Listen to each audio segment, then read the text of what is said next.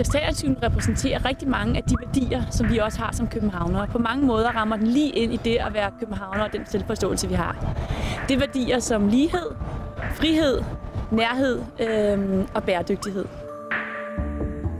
Man kan sige, at udgangspunktet så er Christianiacyklen, det er jo en cykel, som er designet for christianitterne for at komme rundt i en bilfri zone. Men i dag der er det en cykel, som man bruger bredt i det københavnske bybillede på tværs af klasseskel. Derudover så repræsenterer Christianiacyklen en værdi som frihed. København er en by med rigtig mange småbørnsfamilier, og Christianiacyklen muliggør, at de kan fortsætte den her unge livsstil, også efter de har fået børn. Der er ingen tvivl om, at Christianiacyklen er en klassiker, og det er også derfor, at den har kunnet overleve i København, i det københavnske bybillede i så mange år. Det er jo ikke et statussymbol som sådan. Det er jo et transportmiddel, som fungerer og som er funktionelt for rigtig mange forskellige typer af mennesker i København.